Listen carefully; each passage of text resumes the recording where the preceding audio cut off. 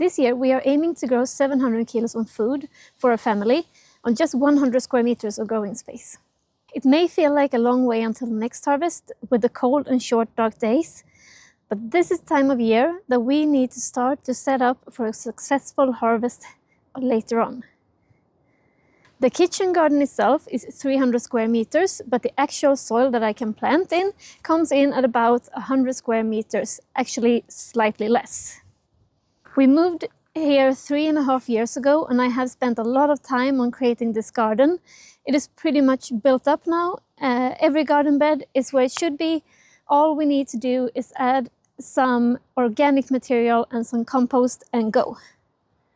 Sure, there are still things to be done, like adding the gravel and building the chicken enclosure and the greenhouse, but there are no garden beds waiting to be built. We have access to the full growing space. So why are we aiming for 700 kilos?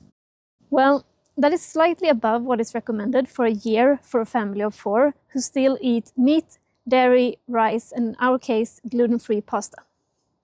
Our kids are very young, and sometimes it feels like they eat nothing at all. So that is surely too much for us, but I like having to share, and I like being able to fill up our pantry for the years when, for example, the tomatoes are not as productive. That's an average of 7 kilos per square meter, which is very doable for some crops and a real challenge for others.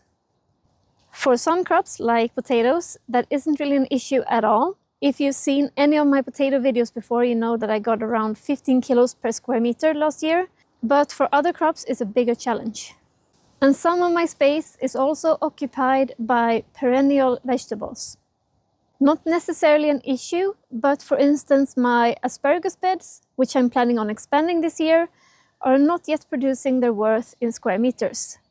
They will probably do that and more in a couple of years.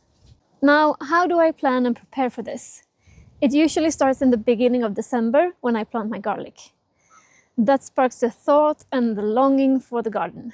By Christmas and New Year's, I'm in full swing planning. And now, at the end of January, beginning of February, I start up the first seeds indoors. Where I live, late January, early February is seed starting season for the slow growers. Peppers, chili, leeks, onions, artichokes, and this year I'm also starting more asparagus for future harvests. If I can spare the grow light, I might also sow a cucumber too, just because it's so nice to get fresh cucumbers early spring. But that plant also usually lives out its life indoors next to a glass patio door. I'll also pull out my sketch of the garden and plan out what I'm planting where and in what order. By the end of February, I'll winter sow some things outdoors, like spinach and carrots, and in the beginning of March, I'll sow snow peas outdoors as well.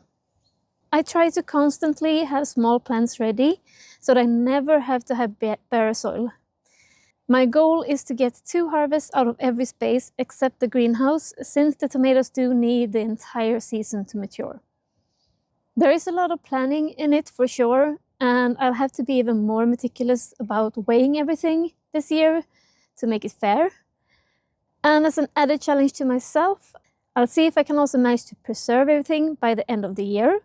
I still have a freezer full of last year's tomatoes and my neighbor's apples that I haven't had time to process yet.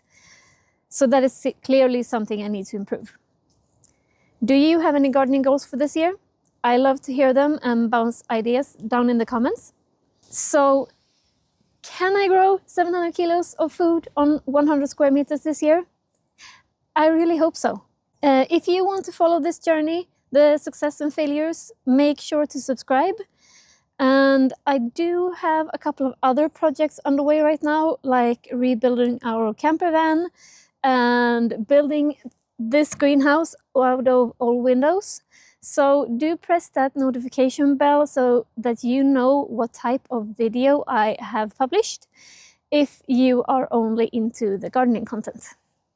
In the next gardening related video, I'll talk about my plants more in depth, what varieties and plants we are focusing on, and so on. So stay tuned for that. Thank you for joining me today, and I hope you'll find this challenge as fun as I do. Have a great week. Bye.